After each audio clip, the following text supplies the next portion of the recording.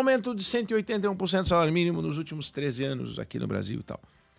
Tudo bem, só que o salário mínimo de janeiro de 2011, que era de R$540 e que passou agora para 1.518, era equivalente a $326.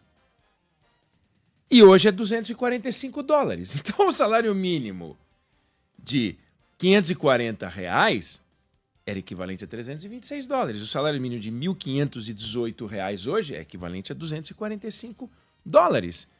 Então, você perdeu poder de compra em dólares. Com o agravante, $326 lá. Teve inflação em dólar. Aqui é exatamente o número que você recebeu. Era 540, você recebeu 1.518. Já tem a inflação aqui, tem inclusive aumento real de salário. Pois bem, quanto que $326 daquela época seria em valores de hoje? $480. Quem tinha $326 naquela época tinha um poder de compra de hoje de $480. Então, $480 para 245, você perdeu metade do seu poder de compra em dólar.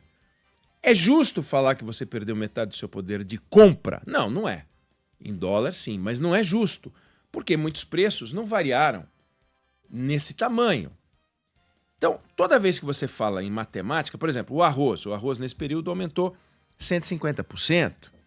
Já o diesel aumentou 200%, a carne chegou a aumentar 250%. Então, para alguns indicadores, você empobreceu mais, para outros você empobreceu menos. Por exemplo, plano de saúde, os planos de saúde individuais subiram 264% no período em que o salário mínimo cresceu 181%. Mas isso é o salário mínimo. Porque quando você pega a renda média do brasileiro, a renda média do brasileiro foi de 63% de aumento nesse período em que o IPCA foi 77% e os produtos variaram demais. Então, por que eu estou trazendo essa coisa dos aumentos da matemática e tal? Porque a coisa mais importante que um governo tem que preservar no campo da economia é o poder de compra da sociedade. É dar poder de compra para a sociedade. E a sociedade brasileira tem um poder de compra muito baixo, muito baixo. A taxa de compromisso da renda do brasileiro, com toda a lista de coisas que ele tem que pagar, é muito grande. E sobra muito pouco, o que é muito complicado. Então, aí você pega o seguinte, para você aumentar o poder de compra, você tem que aumentar o PIB. Não tem jeito. Se você não aumentar a economia, você tem que aumentar o poder de compra das pessoas. Você pode, inclusive, aumentar o PIB sem aumentar o poder de compra das pessoas. Mas aumentar o poder de compra das pessoas sem fazer a economia crescer é muito complicado. É muito difícil. A esquerda gosta de dizer, não, a gente pode distribuir simplesmente, que seria taxar os mais ricos e tal. Mas você tem que aumentar a riqueza. E para aumentar a riqueza, você tem que aumentar o PIB brasileiro. E o PIB brasileiro acumulado nesse período em que eu estou falando de 2011 para cá, em que o salário mínimo triplicou e tal, o PIB brasileiro cresceu 17%. Né? Sabe quanto cresceu o PIB do Chile? 33%. Sabe quanto cresceu o PIB dos Estados Unidos? 50%. Eu não estou falando de China, eu não estou falando de Vietnã, eu não estou falando de Coreia do Sul, países que cresceram mais ainda o PIB. Estou falando do Brasil, Estados Unidos e Chile, só para citar alguns países, 2 países de referência. Né? E aí a nossa economia cresceu 17%. 17% em 11 anos. Aliás, em 13 anos, o que é muito pouco, é quase nada. Se você considerar que a população cresceu também, né? Então cresceu um pouco mais a economia, cresceu um pouco a população, então a renda média cresceu muito pouco. A renda per capita cresceu muito pouco. Renda média a renda per capita é só um cálculo, né, de PIB dividido por população. A renda média é realmente quanto as pessoas ganham em média. Então, a gente tem um problema, um desafio, que é uma economia que não é pujante. Né? É uma economia que tem ilhas de alta produção, por exemplo, o agronegócio, mas é um país com uma produtividade baixa, é um país que ainda opera com uma tecnologia baixa na média. Você pega a construção civil, você pega alguns setores econômicos. Então, se o Brasil não fizer, não sentar e falar, gente, Esses são os problemas sofisticados que a gente tem para enfrentar. Eu cheguei a tocar nesse assunto no começo, né, no último dia do ano. Quer dizer, o Brasil tem uma lista de desafios enquanto o mundo está discutindo inteligência artificial, enquanto o mundo está discutindo novas tecnologias. A gente falou sobre educação, né, e como estimular os alunos a estudar cada vez mais. Nós temos esses desafios, que é a cilada da renda média. É um país que não é miserável e, portanto, meio que toca a vida, mas é um país que não poupa. As pessoas não conseguem poupar. Você consegue poupar? Quanto que você consegue poupar? Você já conseguiu poupar aquilo que você queria no período em que você trabalha? Você consegue vislumbrar uma capacidade de compra dentro daquela sua expectativa de quando você começou a trabalhar? Então, a maior parte das pessoas tem para isso a resposta: não, eu não consigo poupar, ao contrário, estou pendurado, consegui me ajustar aqui, foi um ano melhor, mas estou meio atrapalhado, não consigo poupar. E quando você tem uma sociedade que não poupa, você tem um país que não cresce, não tem como crescer. Então, crescer significa poupar e investir. Investir quando a gente aplica um recurso, sobram recursos para serem investidos no setor produtivo.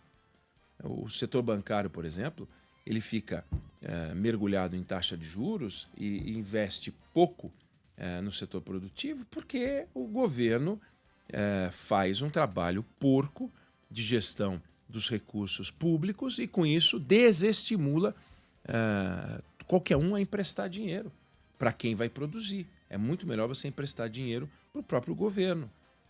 É esse ajuste que a gente tem que fazer para poder organizar melhor o país. E quando eu olho, eu disse que eu gosto da matemática, e olho esses números todos, falando, será que é tão difícil assim fazer um ajuste, não é um ajuste fiscal, um ajuste mental para que a gente possa ter um país mais produtivo?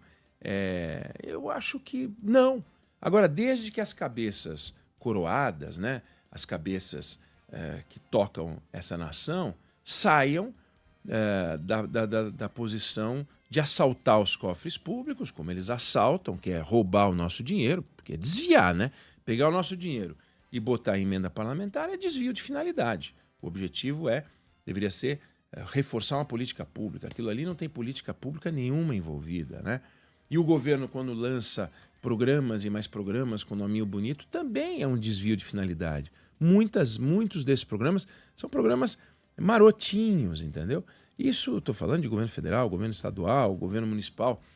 Essa malandragem toda, somada, faz com que a gente tenha um desperdício de dinheiro público que é um absurdo. Basta ver o número de obras paradas que a gente tem no Brasil. Nós somos recordistas mundiais de obras paradas. Ou obras que foram concluídas e que não funcionam, que não têm qualidade. Basta ver a ponte entre o Maranhão e Tocantins, o absurdo.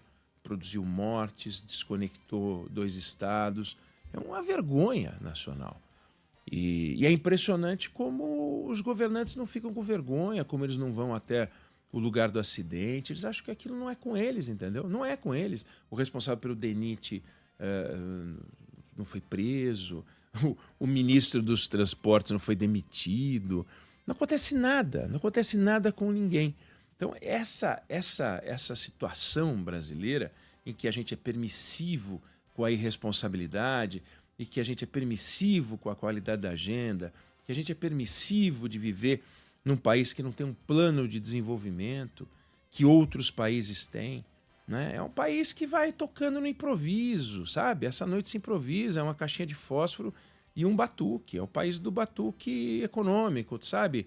Esquindou, vamos ver o que dá para fazer até a esquina. É assim que as coisas vão sendo tocadas. Você até hoje não tem a divulgação, porque não existe, do programa de governo do PT. Ninguém sabe qual é o programa de governo do PT. Que país ele pegou, que país ele pretende entregar. Ninguém sabe. Sabe por quê? Porque não existe, né? Isso não existe, como também não existe no governo Bolsonaro.